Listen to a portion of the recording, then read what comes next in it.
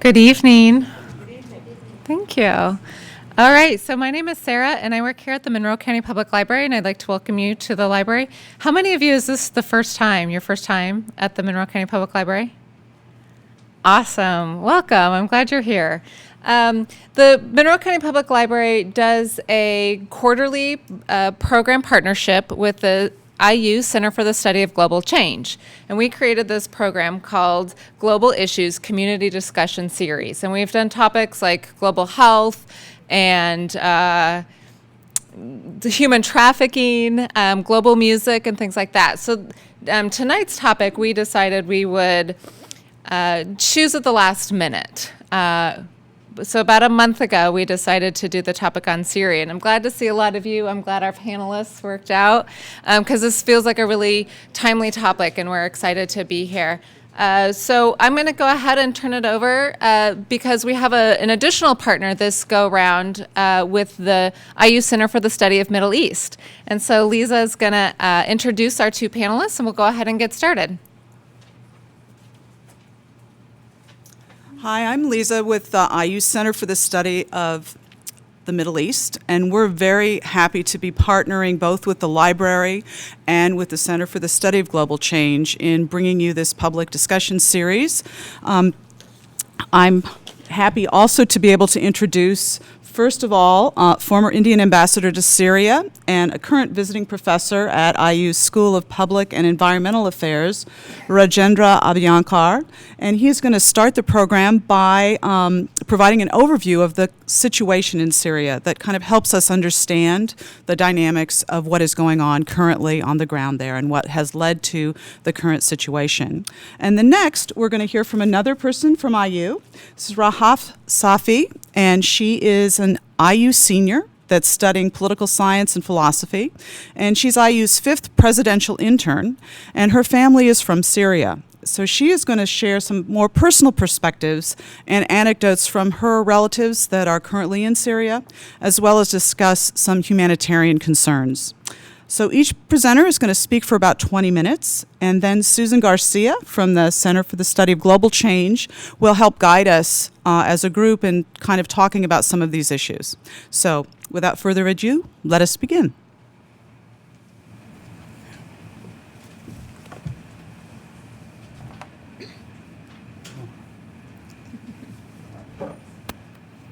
I don't know. Can you hear me? I don't think this amplifies, but anyway, okay, you're okay. I want to start by telling you that as the Indian ambassador in Syria, I lived in that country for 4 years, from 1992 to 1996. But from 1996 till last year, I have gone there frequently. And my last visit was in April last year, which is about a year after the disturbances started. I went once before, also in November 2011, which is about 6 months after the disturbances started. But before going to all that is going on there, I thought that I should really tell you what Syria is all about. Perhaps many of you know what it is, but maybe a little refresher course wouldn't be a bad idea. So here is Syria. Can you even locate it? You see that little arrow which shows how small Syria is? That is Syria. And that there is Turkey. This is Jordan and Israel, Iraq. So this is where Syria is.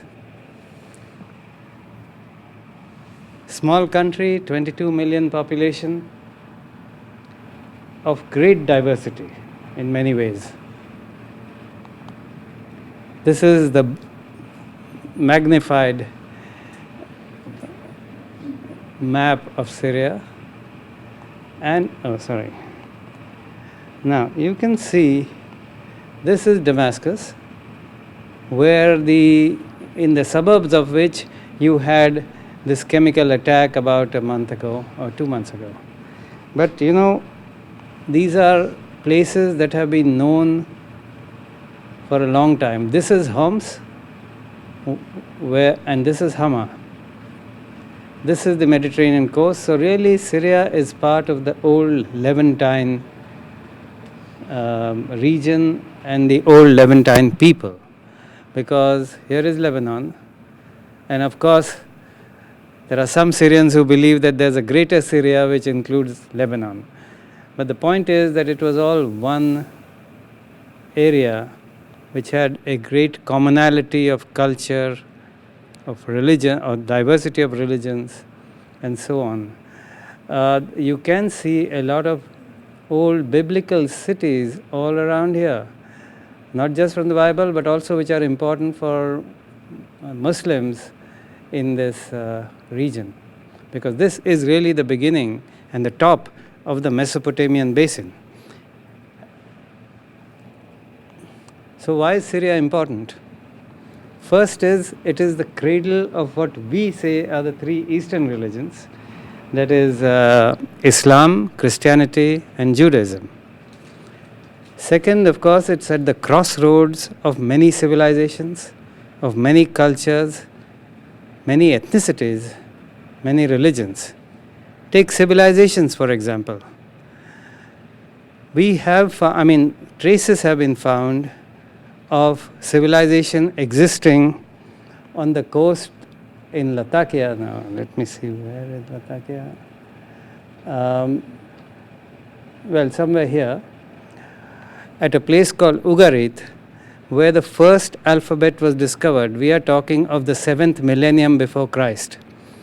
And jewelry was found in the archaeological digs, which are presently in the Damascus Museum. I do hope they remain there and they don't get looted like the museum in Baghdad was looted after the fall of Baghdad, after the US invasion of Iraq. Because there you have jewelry, gold jewelry set with carnelian stone. Carnelian is a reddish colored stone, colored little like ruby. Now there are only two places in the world where carnelian comes from, Brazil and India. Brazil was not known in the 7th millennium BC. So that carnelian came from India. What I'm trying to tell you is that the contact between India and Syria goes that long back. So we know this area extremely well. Take cultures. Again, you have a number of cultures crisscrossing here. Here, this is Turkey, and that's the Turkish culture, the Turkish language, and the heart of the Ottoman Empire, which was the longest serving empire. It stayed for 500 years and went all the way to Morocco and down all to the Gulf. Then you have the Persian Empire, which was here, which is Iran. And then, of course, you have the Arab. So you have Syria at the crossroads of many cultures. Ethnicities, obviously, there are different ethnicities, but one can say that there is actually a Mediterranean type, or the Eastern Mediterranean, because basically the ethnicity, because of mixtures, because a lot of people came and went from this area. After all, this is where the Crusades were fought. It was Cyprus, where also I was ambassador in my career, which was the launching pad, so to say, for all the Crusades. And they would go and land here. It's just about 100 kilometers here. So you have actually Crusader castles all along like this in Syria. So religions, as I said, the three main religions. So because of that, there is also in Syria a great sense of tolerance of many religions. The next thing it's important is because of its geostrategic location, because again you can see today it's at the crossroads of all that's going on in the Middle East, because this is how the things are crossing. And now with the latest discovery of oil in this area, which is around the Mediterranean Sea here, there's a new factor. And then, of course, because of the Ba'ath Party, which has ruled Syria for the last 40 years and also ruled Iraq, there are many things wrong with the Ba'ath Party, but one thing that was right, or rather two things that were right with the Ba'ath Party was, one, that it believed and enforced a strict divorce between the authority of state and the religious authority. And second, it believed in women's empowerment. Not anymore perhaps, but in the days when I was there, Syria and Iraq were the only two countries where you found women working in offices, where they didn't have any bar on what kind of clothes they wore or any such thing. And a woman walking alone in Damascus at 12 o'clock at night, nothing would happen to her. This was the situation in Iraq. Now, let me show you some things that you might identify with. Now, this is the house of Ananias, which is now treated as a church, which dates from the 4th century AD.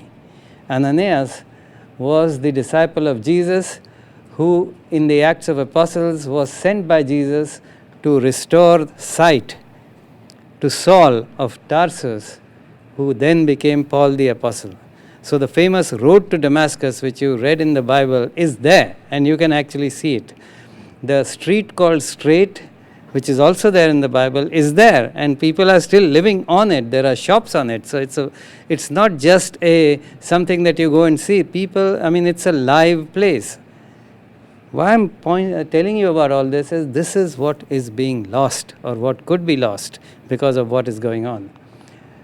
So here is Damascus used to have 7 gates in the days of when St. Paul was there. And as you will remember your Bible, he was lured and escaped from one of the gates. That was Bab Kisan, which is dedicated to Saturn. And this is the statue of St. Paul outside that gate. And you can actually, they point out a window where from which he is supposed to have been lured. This is all probably mythology, but anyway, people believe it, because that was the Christian part of town. And you can still go there. There are people living there. And this is the Umayyad Mosque. It is one of the most wondrous places in the world. Why? Because it started as a Greek temple to Zeus. Then it became a Roman temple. Then it became a Jewish temple. Then it became a church, and then it became a mosque. Same place. So for over 2,000 years, this has been hallowed ground by some religion or the other. And the interesting thing is that you can see traces of each of these things right now. They never actually erased it. So you can see these phases. If I ever get to take you there, I'll show you each point in the mosque where you can see these things. But here is a most incredible feature. One of the 3 minarets of the mosque is called the Jesus minaret. But what is interesting about this minaret is, because it dates from the time when it was a Jewish temple, it is probably one of the most unique minarets of any mosque anywhere in the world. I can't magnify it, but so I will not quiz you. But here is the 6-pointed Star of David on a Muslim mosque, because that was the tower before all this happened. So why did the civil war start? For 4 decades, there has been complete authoritarianism by a regime which has denied basic fundamental rights to the people. Actually in Damascus, you could not have a meeting like this without the approval of the government. 4 people can't get together because the right of assembly is denied. Why does this happen? Because there's a flawed social contract for the last 4 decades. The contract was, one hears this word quite commonly in Damascus, which is Mafi Kalam. That is, basically it means not a word. What it means is that don't get involved with politics, and you will be taken care of. If you get involved with politics, all bets are off. But as the Arab Development Report has shown, in the entire Arab world, not just in Damascus, there are 3 big deficits. One is the deficit of governance, because of what the condition is in terms of authoritarianism and dictatorship. Second is there's a deficit of knowledge. Here we are in the United States. So much has happened once we had this tremendous development of the knowledge economy in Silicon Valley and all that about in the last decade. Can you name me even one Arab who has been involved with any of this development? Not one. because knowledge has been denied and the educational system is broken. And then, of course, women's empowerment, there's a big gap in it's not that women are treated in any inferior way, it's just that they don't have the opportunities. The next important thing is that the army in all these countries, not just in Syria, is a state within a state. It's beyond any scrutiny. It is not under civilian control. The present president of Turkey is a good friend of mine. He was a minister of state when I was ambassador there. And he's a great admirer of India, and he said that I admire India for many things, but there's one thing I admire it for most, which is that you have an army under civilian control. Now, this is what doesn't exist in these countries. So there has been tremendous frustration among people, because all that they wanted when they started this protest was really a participative governance, where they could express their views, where they could have a share in the thing. That is how it all started. But as it went, things became more complicated because of these things. There was a transition of the protests from an assertion of the rights by the people to sectarian agendas by better organized groups or from outside. Then you have had a transition from what was essentially a homegrown protest to foreign-inspired and funded protests. Next is, of course, the changing strategic interests of the powers, both regional and big powers, has also had a big effect. Because initially, you will also remember, even the United States, when the first time there was a protest in Tunisia, President Obama said Ben Ali should go, and he went. It happened in Morocco, and Mubarak went. So the United States was very much behind all these democracy movements. But when it happened in Bahrain, they didn't ask the leader of Bahrain to go. Why? Because all of a sudden the realization came that, oh, but we have some strategic interest there. Bahrain happens to be the headquarters or the base of the US Fifth Fleet. You could not possibly tolerate any disturbance in Bahrain. So in fact the protests there were crushed. In Libya, nobody had anything to lose, so you had a military action. But in Syria, today 100,000 people have been killed. There has been no talk of action until about 1,500 people were killed by chemical weapons. Why all of a sudden this desire? So what one sees happening is that the US Western agenda, which is pro-democracy and anti-Iran because of their nuclear ambitions, has coalesced with the agenda of countries like Saudi Arabia, Qatar and Turkey, which is anti-Shia, that should have been, and anti-Iran. Now, anti-Iran for a totally different reason than what the Americans, but somehow they are together. So what happened with the chemical weapons? Syria today has actually one of the largest stockpiles of chemical weapons. Why were they allowed to actually amass such a huge stock of chemical weapons? I mean, why all of a sudden this sensitivity with chemical weapons when you allowed them to have such a large? Because there was a kind of an unwritten understanding that Syria could continue to have chemical weapons as a deterrent to the large stock of nuclear, biological and chemical weapons that Israel has. And Israel has not declared this, so nobody talks of that. But there was a kind of a thing that, okay, let them do it. Now, chemical weapons have been used by both sides in this year, basically in the last 6 months. Now, as I said earlier, that 100,000 people have been killed. Probably, I mean, today I saw a figure of 120,000 anyway. A large number have been killed. Thanks to the civil and sectarian strife that goes on there. But all of a sudden everybody's woken up. And those who have woken up themselves are not entirely compliant with the Chemical Weapon Convention either. So it's like the pot calling the kettle black.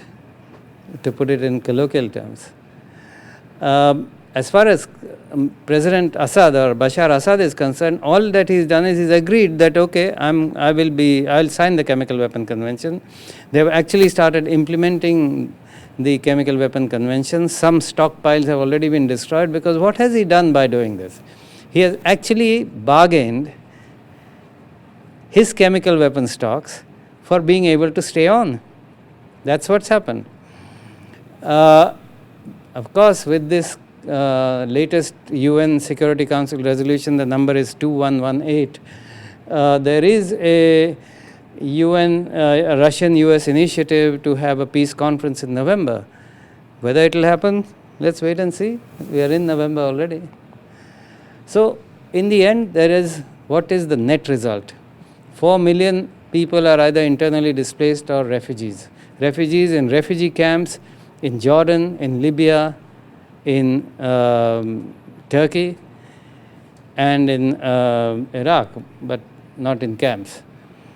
There are tremendous economic difficulties. There are food shortages, because for the last 3 years, the really fertile area around the basin of the Orontes.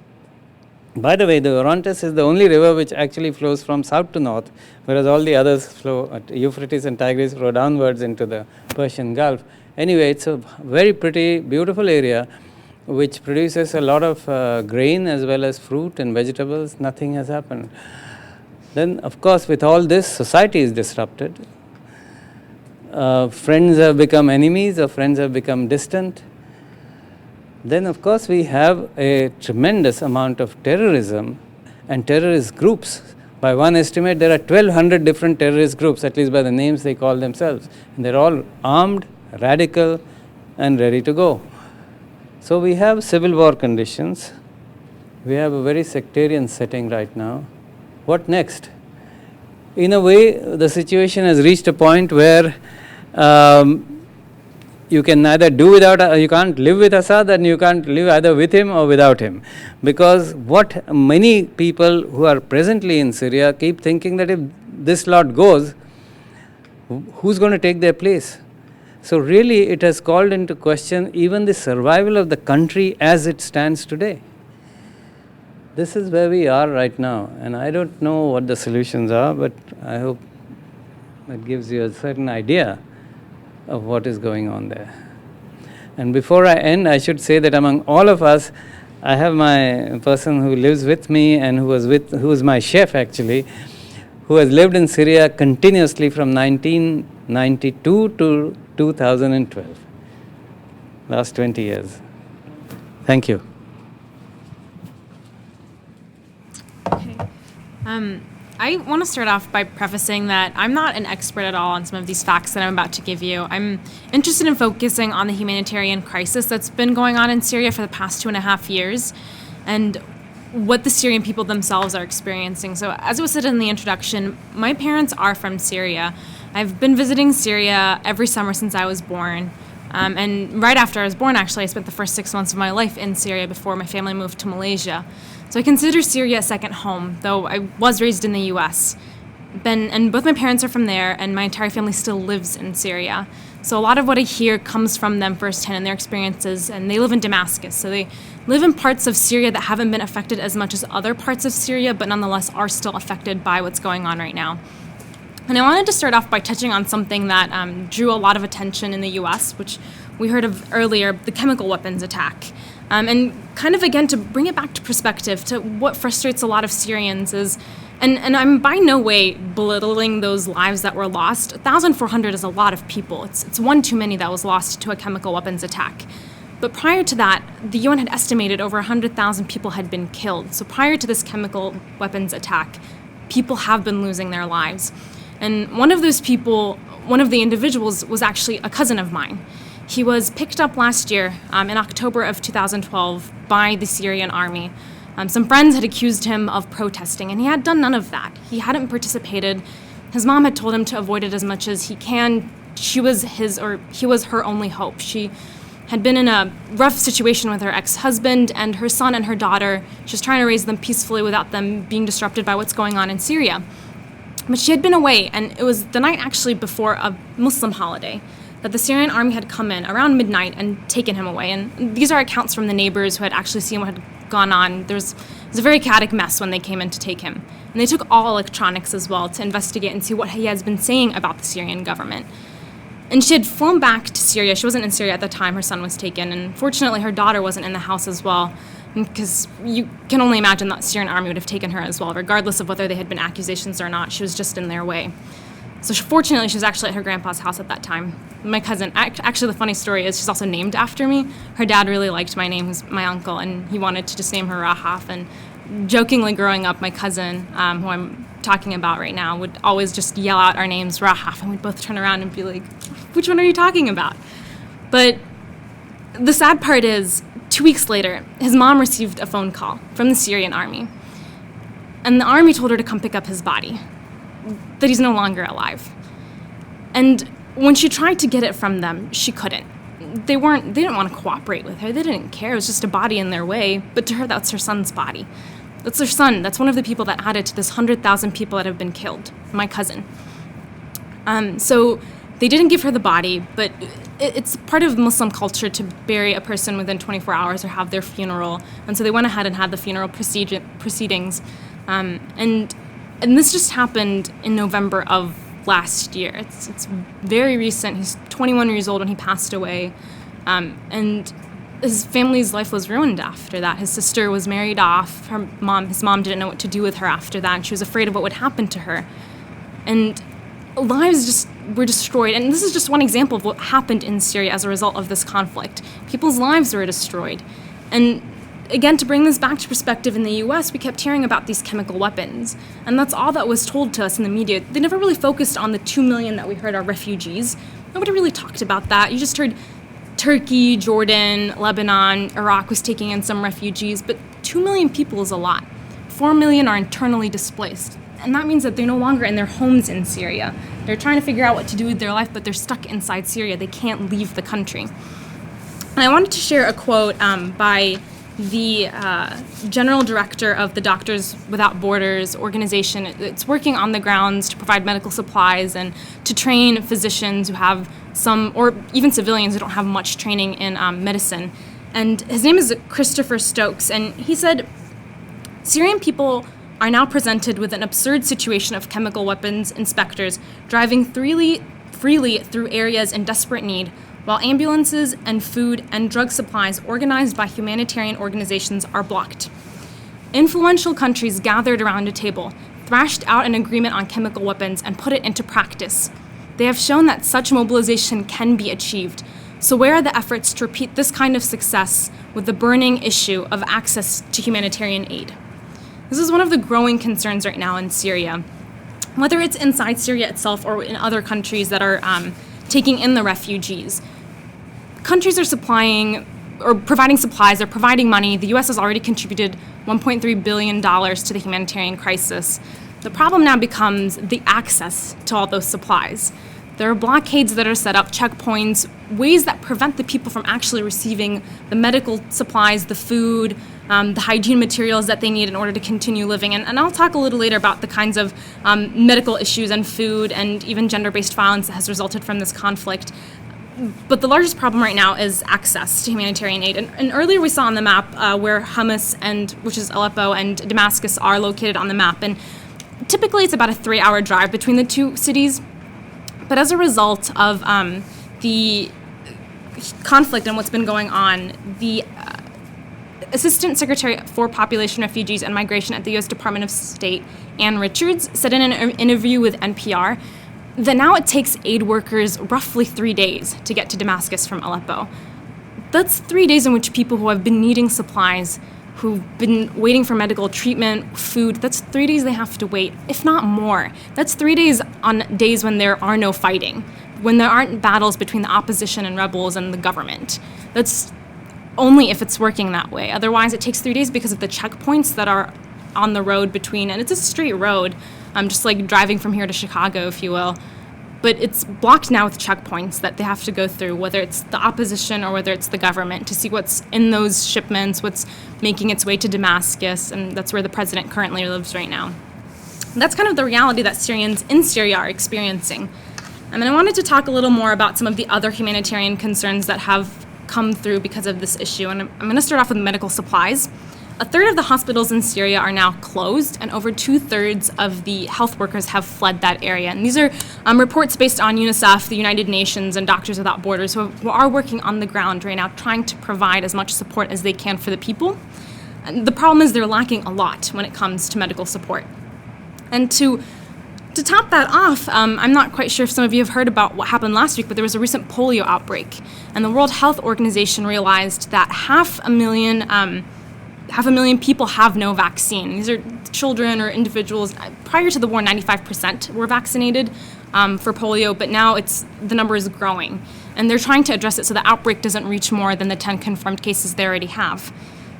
The other aspect of medical support and healthcare is the trauma that a lot of people are now experiencing, and in particular the children and the women that are experiencing as a result of sexual assault or domestic violence, rape, but children who have now, for the past 2.5 years of their lives, seen nothing but violence. They're experiencing trauma that UNICEF, Doctors Without Borders, the Syrian American Medical Society have reported as a growing and increasing concern for them. Because these are children, little kids who are very innocent and don't know anything that's going on in life, but all they see is fighting. They see death and war, stressed parents, and they're not quite sure how to handle that.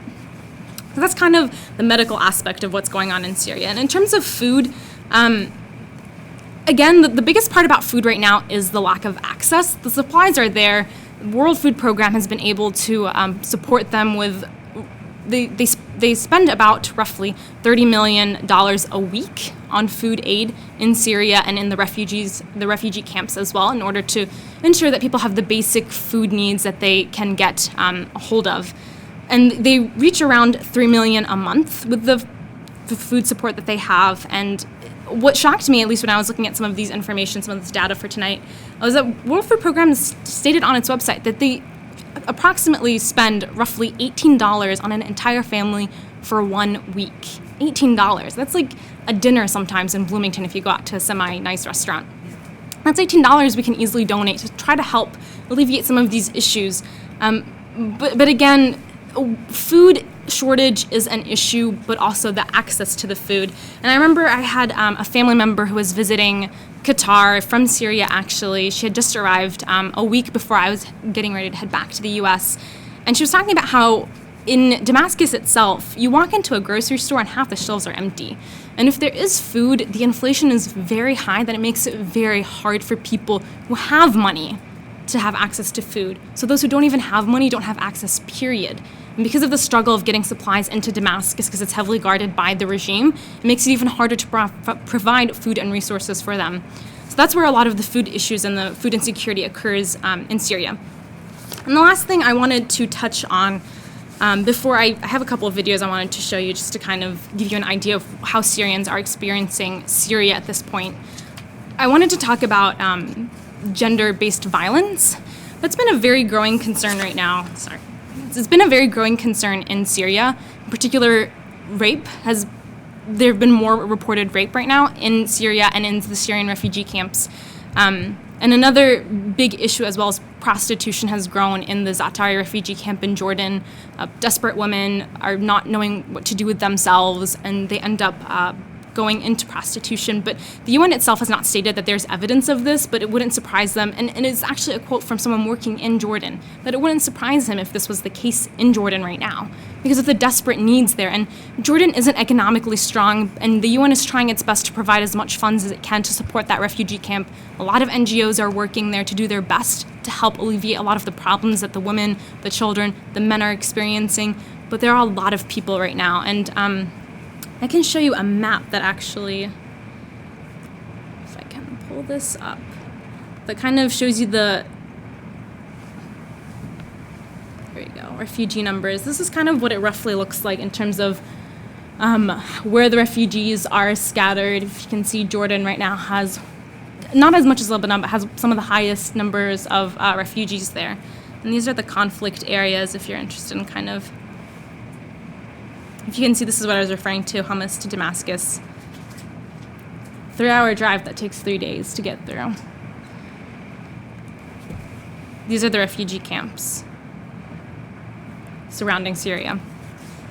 So these are some of the issues. And again, back to the gender-based violence, human trafficking has become an issue as well right now.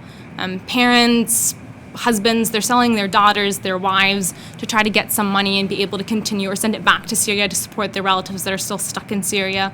And so that's been causing a lot of problems as well for women. And I tell you these stories not to bring the horror to the US, but to kind of show you some of these things that they're dealing with. I think it's easy for us to look at the numbers and try our best to sympathize with what people are experiencing.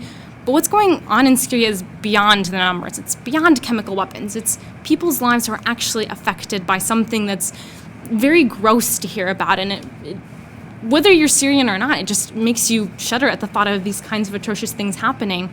And I wanted to transition to show you some of what Syrians themselves are saying to kind of give you a little bit of a perspective on what's going on in Syria. This isn't a refugee camp, though. Oh, and sorry, before I started, it's just a poem written by a 12-year-old girl who's in Jordan right now.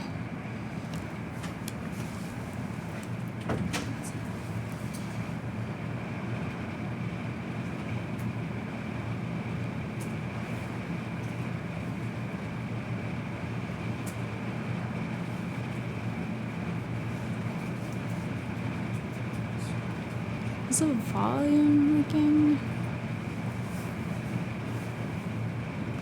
Does the volume work, or?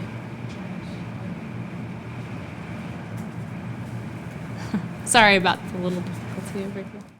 Try again maybe after the Q&A, but we might, sorry, need to skip. I promise we tested this.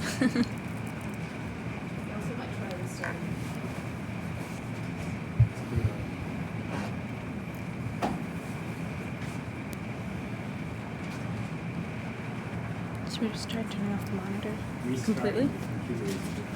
Yeah, but let's go ahead and do some questions. Hi, I'm Susan Garcia. As Lisa said earlier, I'm the outreach coordinator at the IU Center for the Study of Global Change. And I would ask you now to help me thank our presenters because I thought they were both fantastic.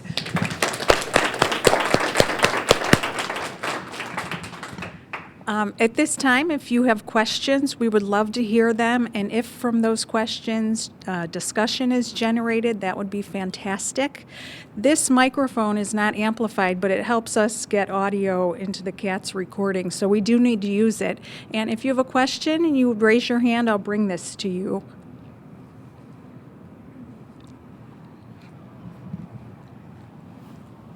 Yes, hello. My name is David Keppel, and I'm a peace activist here in Bloomington. A recent New York Times article on the negotiations said that a key point of disagreement between the United States on the one hand and some other countries, specifically I believe Russia, was the U.S. precondition that Assad should go. Mr. Ambassador, do you believe that that is a wise precondition to talks, or do you think that the reality is that we're dealing with a continuation of Assad and the purpose should be simply to damp down the fighting? Here's the microphone. Well, the mic is not for amplification anyway. But frankly, I didn't know that President Obama has put any such precondition. It was earlier, but I don't think that has been reiterated. Because the fact of the matter is that Assad is not going to go just because somebody says it. Because there's a big difference between Assad going and, let's say, Gaddafi going. What's the difference? In Syria, the institutions are still functioning, badly, but they're functioning. And as far as Assad is concerned, he has three big supports. One is the Arab Baath Party, which cuts across the entire spectrum of the country and which has a membership of about 3 million. That has not really splintered. Second are the trade guilds. They haven't either splintered. We are talking about another 2 million. And the army, there have been defections, but basically most of the army is with him. So in a population of 22 million, if you're controlling, or at least you have the support of almost 6 million, why would you go because somebody says you go? And remember, that's the other aspect of all this, is that when all these protests started, what was badly called the Arab Spring, because it has now become a fall, the thing was that initially there was all this euphoria and momentum for democracy. Once the different agendas started coming in, people started going back about whether they really wanted to encourage democracy or not. That was as far as people outside. Similarly, the regimes which were still standing said that, we are going to fight back. So there are two kinds of fight backs you saw, pushbacks you see. One is the Syrian kind of pushback, where they are using the army to fight. The other is the Saudi Arabian, Bahraini type of pushback, where money is being used to staunch protest, and if necessary to use violence against them. So really that whole business of the Arab Spring and democracy has taken a kind of a halt for the time being. It's not that it's the end, because now that it is started, I think it's going to take decades before the whole thing sorts itself out, and there is going to be a bloodbath one way or the other. So in such a situation, I think what we need to do really is to, first and most important, is to stop the violence in such a way that you are able to actually reach humanitarian assistance, reach food, all this thing to the people who have got badly unsettled. Because if you don't do it, this is going to spread. Today we are talking of 4 million refugees from Syria. Tomorrow you may have refugees from Iraq, you may have refugees from Lebanon. These are all unstable countries at this time. It's a very fragile situation. So I think it's important somehow to stop the violence and get the humanitarian aid flowing in different ways and see what, to talk. But right now the situation is that while the government is ready to talk, because now they have got a new lease on life thanks to the fact that they've bartered away their chemical weapons, but the opposition by the same token doesn't want to talk. And the responsibility for getting the opposition groups to the table is really a Western responsibility, American, the French, and they seem to be incapable of doing it. Firstly, because these groups are extremely fractious. There is no cohesion among them. They are divided geographically, because there are groups outside Syria who never had anything to do with Syria who now claim that they are the successors. There are groups within Syria who have been fighting it day in and day out. There is no meeting of the minds there. So we have a very difficult situation. The Russians have put a lot of their political capital into trying to get the Syrian regime to come to the table, because they realize that they need to get that regime at the table, otherwise. But there is a clear difference between the Russian and American position, because the Russians have always been. Now, why are the Russians? This is the first time after 13 months that this resolution was passed recently, 2118, which has at least talked of destroying Syrian chemical weapons, talked of a initiative for a dialogue between the government regime and the opposition. All that was possible after 13 months, because the Russians had been vetoing every proposal. The reason is very simple. Number one, the Russians realized that this is Syria has been one of their old sort of, I won't say client states, but certainly they have supplied all the military weaponry. But more important, Russia is asserting itself not just in the Middle East, but also in Central Asia under Putin's this thing. And the Russians are extremely conscious that the radical Islam that has now got, because there are two big groups which are, the one is called the Al-Nusra Front and the other one is called the Islamic State of Iraq and the Levant. These are groups which are beyond anybody's control. Their agendas extend far beyond Syria, and the Russians are genuinely worried because they have Muslim populations in Chechnya and Dagestan. So that is where it all goes. That's why we have this difference. But at least they have been able to agree, Kerry and Putin, I mean, what's his name? The foreign minister of Russia, Lavrov, that they will try and get these people to talk.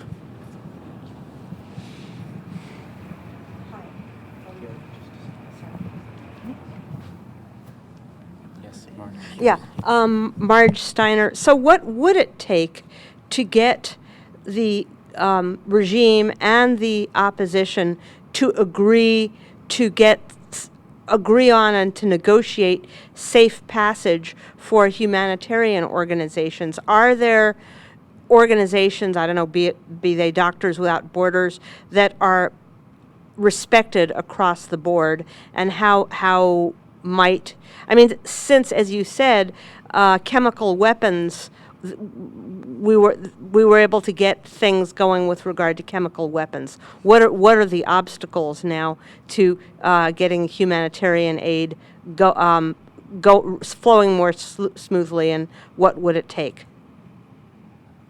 There you go. I think that goes back to the issue of the peace talks. Not being able to bring two of the strongest people to the table, the opposition and the current regime, really stalls a lot of what's going on in Syria. And again, these are just personal opinions. These aren't anything based on what's going on. And I'm pretty sure Ambassador probably can give a better response. But to get them to come to the peace talks and both agree on something, and keeping in mind that the opposition doesn't want Assad in power anymore, which is why they're not willing to come to the table. They'll only come if he says he won't be in power anymore, and that's how they're willing to negotiate. And that makes it harder because he's refusing to step down, and he's continuing to fight because he doesn't want to step down, and his supporters won't let him step down either. So getting these two together to come to the table, getting more push from Western powers, as we said earlier, is probably going to be the best way to try to get them to come and talk together. And there hasn't been as much push from at least our end in terms of the US and a lot of Western European countries. And Turkey tries its best but hasn't, and a lot of Arab countries haven't been doing their role as well in trying to get the peace talks actually going. It's a lot of talk and postponing the talks. So I think that'd probably be the best step in heading in that direction. And in terms of organizations that are respected on both ends, one of the things that's going on in Syria is that the Syrian news agency, the government itself, they're not willing to say that they're committing a lot of these violent acts. They're not owning up to it. A lot of it is just rhetoric in terms of them trying to fight terrorist groups, and they're just trying to bring down people who are trying to harm Syria, but they're not saying that they themselves are killing civilians. And so they won't come to such terms and agree on that kind of those kinds of acts that they're committing in Syria. And so trying to get organizations who are acknowledging that the Syrian government is itself doing these kinds of committing these kinds of heinous war crimes, it's something that the government itself doesn't want to see eye to eye with them and doesn't want to agree with them on what they are doing and they're committing. So it kind of makes it hard for them to have a strong hold with the government, to get them to say, okay, we won't fight you if you're trying to pass through our checkpoints, if you're passing through our battlegrounds.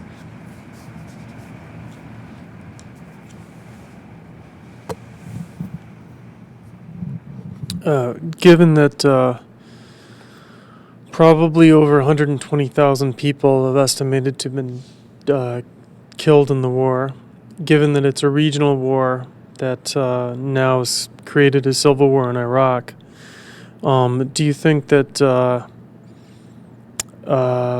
you could say, you said the West, do you think the West should have anticipated this?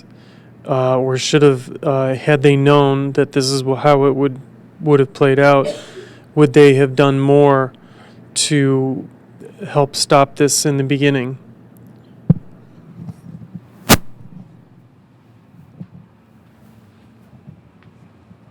Well, it's always nice to believe that they should have done more to stop things in the beginning. But the real problem here was that the protests in Syria started in February, March 2011 in Daraa, that is in the southern part of, and I have to say that it was totally badly handled by the government, because it was like using a sledgehammer to kill a fly. I mean, they were peaceful protests. Exactly, and they used massive force, and that is what really. So initially, what happened was that if you see where the protest started, you had it in Deir ez-Zor, which is on the Iraq border. You had it in Jisr Shugur, which is on the Turkish border. So actually, those places, why did the protest happen there? Because it was easy to send weapons and equipment and all that to them. So this was the situation at least up to November 2011, when actually I was there, and I went to Homs and I went to Hama and saw that there was the government at that stage tried to announce a referendum and an election and all that, and at that time more could have been done. But instead of that, the countries outside, who decided that this was a good way, or this was the opportunity to change the matrix in Syria. Let's go back to the US invasion of Iraq. What happened actually? In Iraq, you had a minority Sunni regime led by Saddam Hussein doing exactly the same thing that Assad was doing in Syria. It was a small coterie of people, an oligarchy which was ruling the people, absolutely unbridled authority. After the US invasion of Iraq, that was corrected. The Shias, who are the majority, almost 60% or maybe more of the population of Iraq, they finally got the political power that they never had. Syria is exactly the opposite case. 70%, up to 70% are Sunnis, who have been waiting for this change of. So that is why it was a natural magnet for countries like Saudi Arabia and Turkey and Qatar, which has a lot of money, to say, well, why don't we provoke this? Once foreign powers entered, including France, then of course the whole thing became open. You see, this is really the problem that one needs to understand. I don't know that there's a solution. But let me give you the example of India. At this time as I speak, we have 7 insurgencies going on in India all the time. We have the insurgency going on in Kashmir. We have an insurgency going on in every Northeast Indian state. Now tomorrow, for example, if the French or even the Americans decide, why don't we give weapons to, let's say, the insurgency that is going on in Kashmir, what do you think our government is going to do? We are going to hit them hard, because this is the problem with sovereignty. The only monopoly over the use of force is with the government in power, not with others. So once you get into that kind of a thing, then of course all bets are off, and that is what happened. Would you like to add anything? I guess just to kind of go off on that as well, I think people want to have their rights as well in Syria. And I know earlier when you were saying that people just don't talk about politics, people don't say anything about what's going on in Syria. That was the case. I mean, growing up, when I would go visit Syria, I remember there was one point when I don't remember how old I was, probably 14, 15, when you start learning as a kid about governments and your rights, civil liberties in the U.S., and you get so excited, yeah, I can say whatever I want about the government and nobody can do anything. And then I'd go to Syria and I'd do the same thing, and it was just scary to see everybody's reaction. I'd be walking down the street, maybe I would say something like, why doesn't the government do this in Syria? And everybody would get scared. It would be like, you can't open your mouth and say these things, you just can't do it. And they would always joke around, my dad had a cousin who worked for the Syrian government, and my dad would always joke, say whatever you want, if something happens to you, I'll just call my cousin. And that's how it works in Syria. If you get in trouble, if you don't have somebody in the government, you're done. Nobody's going to help you. You're just going to be gone. Nobody's going to ever hear about you. Maybe if you're lucky, they might let you go, but they usually don't. If you're arrested politically, that's it. They're afraid of the kind of outbreaks that would happen like that. And it was a joke, actually, as well, looking back at when the events first started in March of 2011, that first Tunisia and then Libya and Egypt, and all those countries were getting, and Syria was the last one to start. And it was a joke that people in Syria, they don't want violence. They're very, they're peaceful people. They don't want anything bad to happen to them. They just, they're to themselves. They don't worry about other people's affairs. They're not nosy when it comes to that. And so everybody kept saying, well, nothing's going to happen to Syria. No one's going to do anything. And people who have been exiled from Syria. My father was one of those individuals who works with the opposition outside of Syria because he's not allowed to be in Syria right now because of the laws against being a political activist. When it all started happening, people got excited that maybe this could be like the passage to actually being able to be humans. And when you have an oppressive government who's not giving you access to anything, then you don't feel that self-worth. You're not able to do anything. So I think I'm kind of like going off on a tangent from what your initial question was, but what Syrians want is being able to live peacefully. If Bashar was able to offer that to them, and even in one of the videos that I wanted to play to you, some people who are fighting for the Free Syrian Army, they've actually said it, if he is willing to give us what we want, free and fair elections, if he's willing to be up for elections and not, and for the record, Syria does have elections, but the president always wins by 97%, not 100, 97% of the people want him there. And they're all rigged elections, obviously. Not 97% of the people want him. The joke is, if you go in and put another name in the ballot, his Secret Service or equivalent of Secret Service would just come in, take that name, and put it in Bashar's box or have it marked as him instead of whoever his opponent was. And nobody would ever dare run against him. That'd be terrifying because they would just disappear after the elections are over. So that's the kind of thing that people are fighting for. That there are religious differences in Syria without a doubt, and a lot of the arguments have shifted towards that. Especially with a lot of extremist groups coming in and fighting, the dialogue has now become, okay, well, we're worried about these radicals, and they should be. They're really hard to predict a lot of what they're doing, especially when they have their own battles that they're trying to fight, and they're not fighting for anybody but their own mission.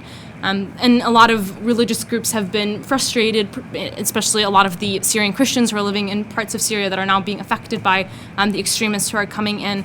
But it's not so much religious as it still is a humanitarian, human rights. We want our basic ability to live as human beings and not to have our government take that away from us whenever we try to live it out that way. Thank you. Other questions?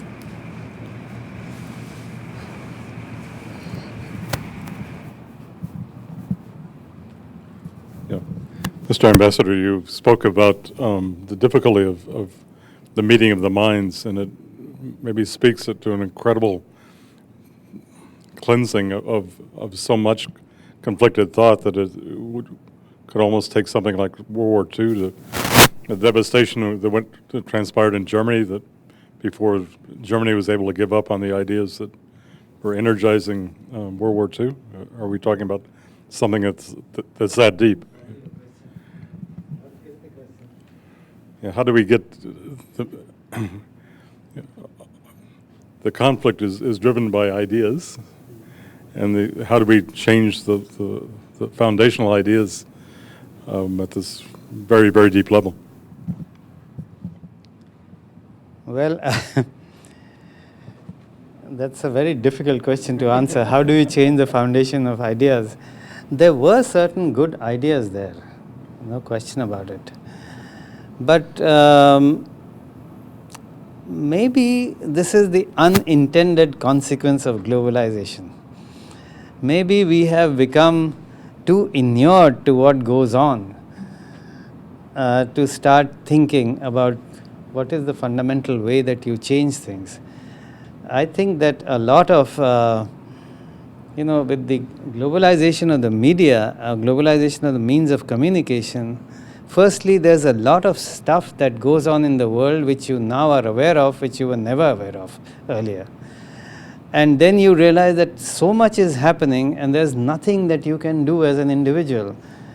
Now, what some people who are concerned do is to try and see how they can get people together to do something. I'll give you one example, because now this is a more general question. It doesn't relate to Syria, but let me tell you about an activist who was about my age from my town in India, but he has got sort of national recognition because he decided to have a movement to get people to fight superstition. Because he believed that, people are superstitious. People believe in things which really, it's more superstition than any foundation. So he was, for most of the last 20 years, fighting to get people to give up these kind of superstitions. And he was shot dead. by somebody because, they said, what is he trying to do?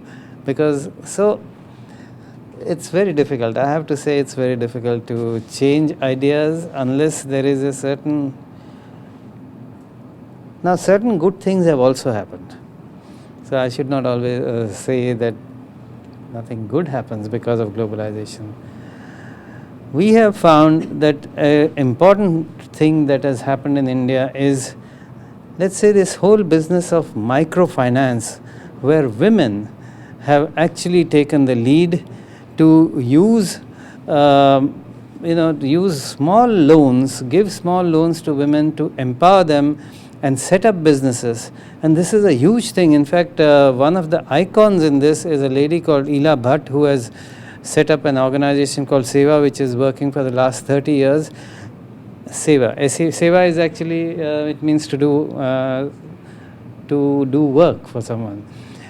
And the US aid has actually given her $1 million to set up similar organizations in Afghanistan to empower Afghan women, because we know what happens to women in Afghanistan. They are worse than goods and chattel. So there are good things that happen when such information goes around. In Bangladesh, there has been a great success in this. So it's not all bad, but it requires very basic change. Thank you.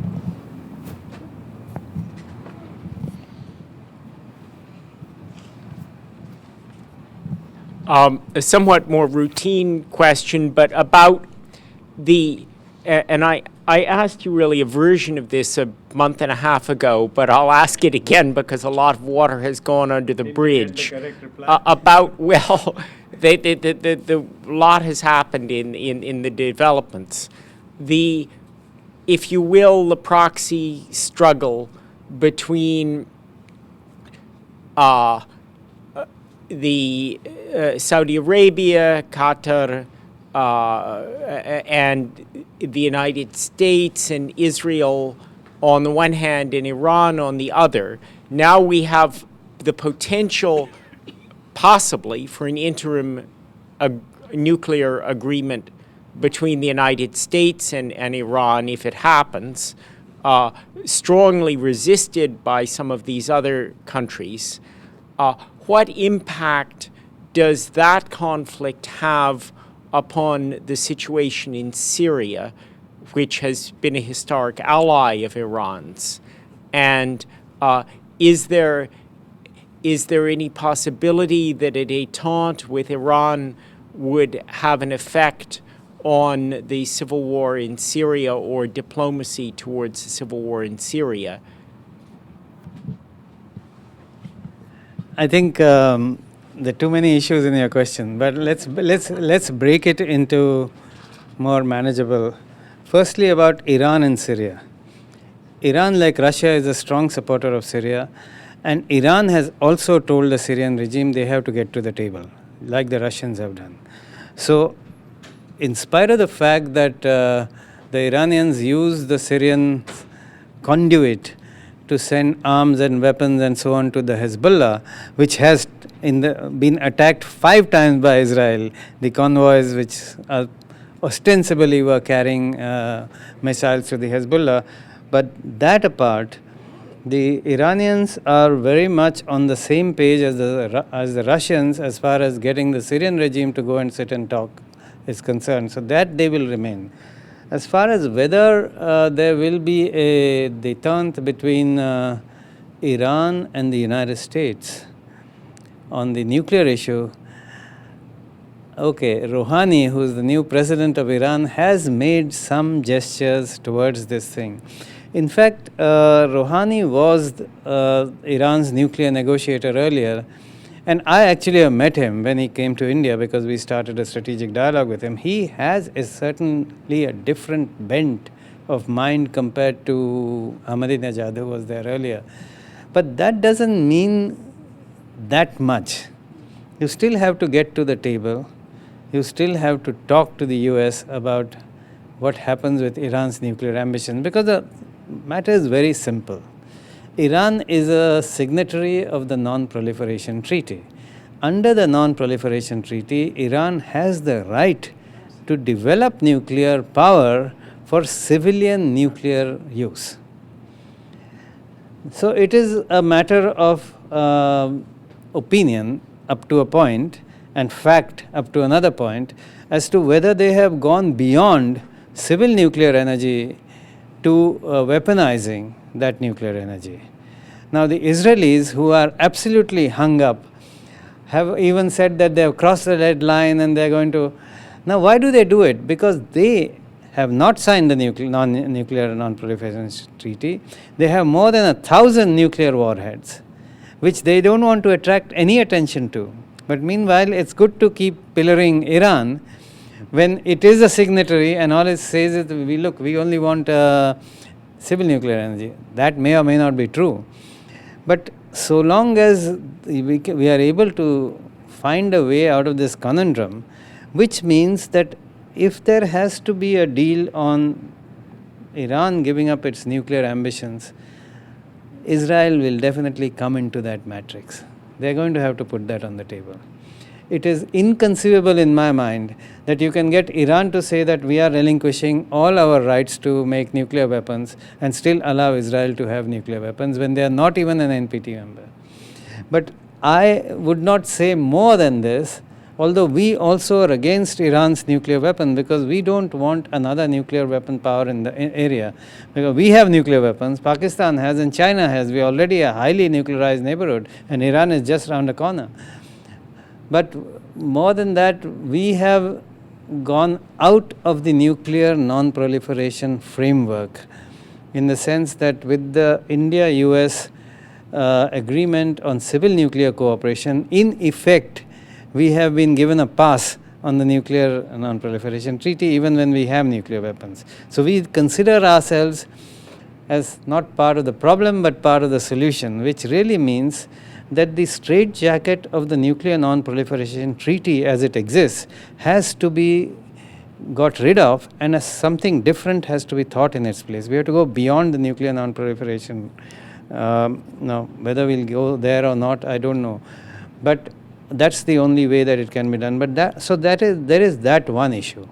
The other thing is that between United States and Iran, we are talking of a hostility of at least 3 decades, which dates.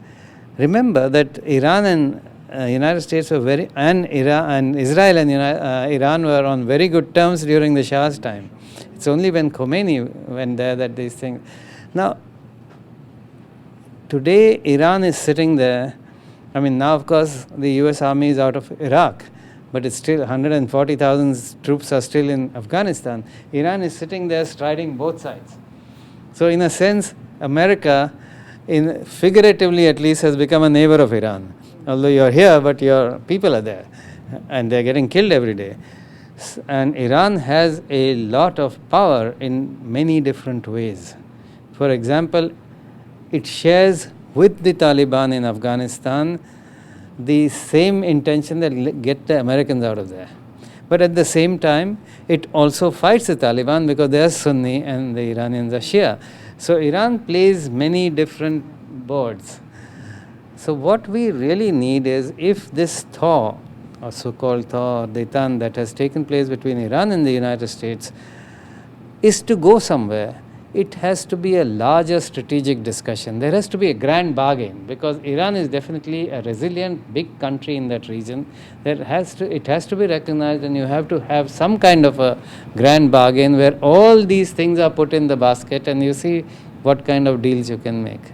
But to concentrate on one or the other is not going to be greatly satisfying or successful.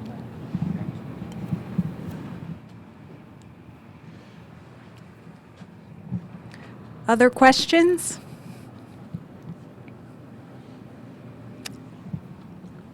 It's not a question, it's just a comment. I've been to Syria. It's a beautiful country. My heart goes out to, I'm imagining all the destruction that's going on. So, anyway, just wanted to kind of tell you that. Thank you. Anyone else?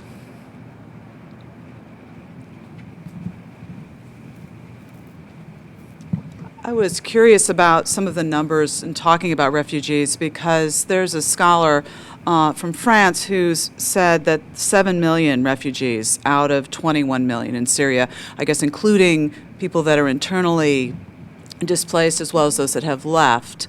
And he has projected that by the end of 2014, there could be as many as 14 million refugees from Syria out of 21 million. So we're talking 2/3 of the population. What kind of actions do you think could reverse that?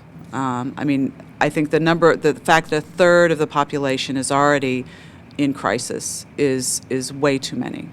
But any ideas or suggestions, and what kind of actions? I mean, you mentioned, Rahaf, $18 is something that would feed a family for a week through these humanitarian organizations.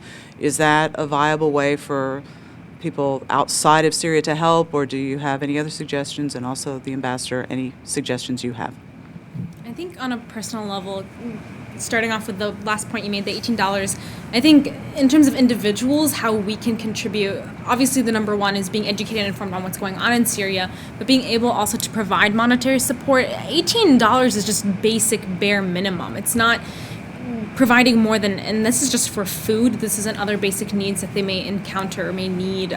Obviously education has become a big issue, and that in itself is a struggle for the UN to set up programs. And so I think on a personal level as individuals, being able to provide as much as we can in financial support to what's going on in Syria.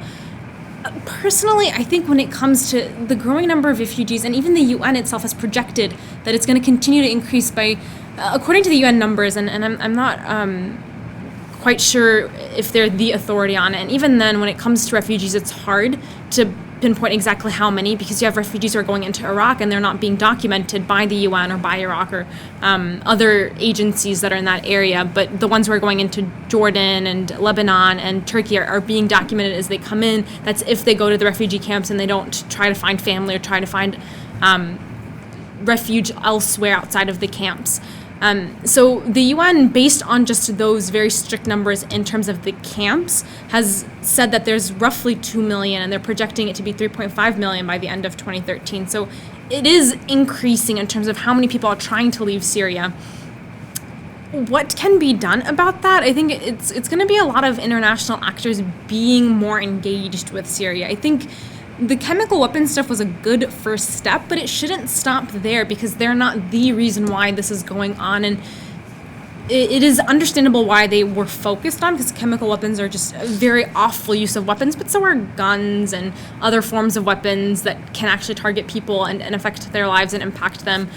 So I think being able to have international actors be more involved and what kind of scale, I'm not quite sure. This definitely isn't my field of expertise in terms of how to mobilize larger governments and institutions to actually behave in a certain way to address these kinds of issues. But the UN has actually recently compared what's going on in Syria to Rwanda in terms of how awful it's seen some of the atrocities that are occurring in there.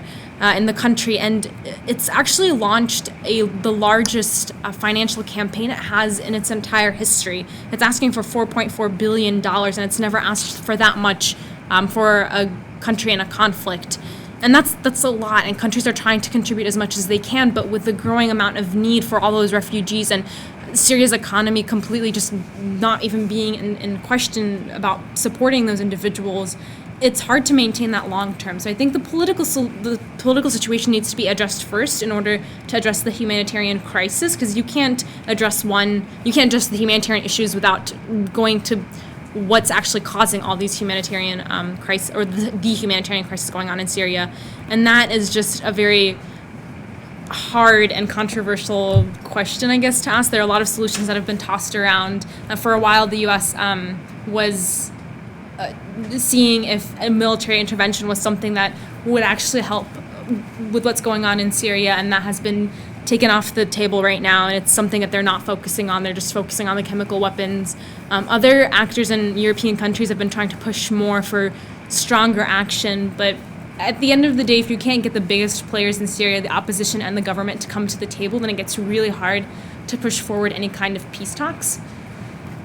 So I don't know if that really helps answer your question. I think a lot of people are puzzled with what the solution is for Syria, and you probably can do a better job of answering that than I can. But I don't know if that helps answer your question either. Well, I'll just add that what is needed right now, if one actually has to think in bullet points, what can be done? First is, I think there has to be an agreement between the countries which are supplying weapons, both to the government and to the Syrian opposition. I would specifically say an agreement between Iran, Russia, United States, France, Saudi Arabia, Qatar and Turkey, that immediately they cease and desist from any further weaponry, ammunition, communication equipment, anything to be given to any sides that they have been sponsoring. That's the first thing. Second is that they call for a standstill wherever people are. I mean, if some group is holding, I don't know, some small suburb in Damascus or something of the kind, you just call it a standstill whereas you are. There is the United Nations Disengagement Force called UNDOF, which is basically meant to police the Golan Heights, police the Israel-Syria border. They can be tasked for the time being, since they are already there with all the establishment and everything, tasked with an additional, maybe beefed up a little bit, with the UN force, since there is a structure, that they are tasked to open routes for bringing in medical supplies, food and any other essentials that are needed to deliver them wherever they are required. I mean, this can easily be done if there is an agreement among these countries, because these are the ones who are involved.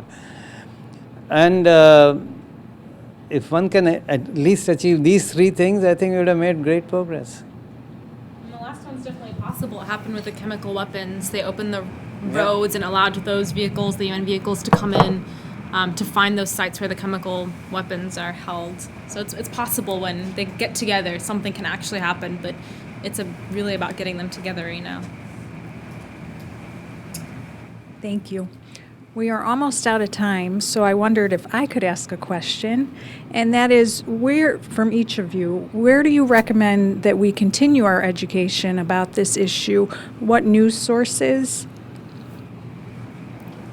What's the question? The question is, so that we can continue our education about this topic, what sources do you recommend for us? What news sources do you find helpful, holistic? Well, there are some people who are putting things out on Facebook, but you should never believe everything that comes in Facebook. You can call us again. I think a lot of the NGOs, nonprofits try to keep things in terms of numbers and perspectives, telling you what's going on in the ground in Syria and refugee camps, and typically those can be very reliable. Oxfam America, Doctors Without Borders, the Syrian American Medical Society, obviously the United Nations, though they tend to keep their numbers very strict to what they're doing on the ground, and they're heavily involved, so the UN has a lot going on there. In terms of news, there are a lot of different newspapers and magazines that'll always have some form of their own twist to what's going on. Personally, for me, how I like to get my information is by reading as many as I can. And they kind of give you that idea of what's going on in Syria, and then coupling that with the actual humanitarian efforts from these NGOs and from institutions like the UN, it gives you a good idea of what's going on. A lot of journalists as well have been trying to get into Syria and talk to Syrian people, and I was hoping to show you some of those videos tonight where you can actually hear perspectives of Syrians. So you're getting it from the source. People are actually living there and talking about their experiences, and those tend to be helpful as well, and you can find them on YouTube and other news websites. CNN does a lot of that, The Guardian, newspapers of that sort. But I think it's hard to say there's one good source to go to. I would definitely recommend visiting a lot of NGOs' websites to see what kind of publications they have. Read a lot, because there are agendas, people are Yes. Yeah. behind a lot of stuff that comes out right now. Wonderful. Just to volunteer one other source, Professor Juan Cole of the University of Michigan has a blog called Informed Comment. He's one of the foremost scholars of the area, and also he translates a great many news reports. So you get what has come. So it's JUANCOLE.com. and I highly recommend his site. Thank you. You all have been a wonderful audience. Thank you for your questions. Thank you for being here.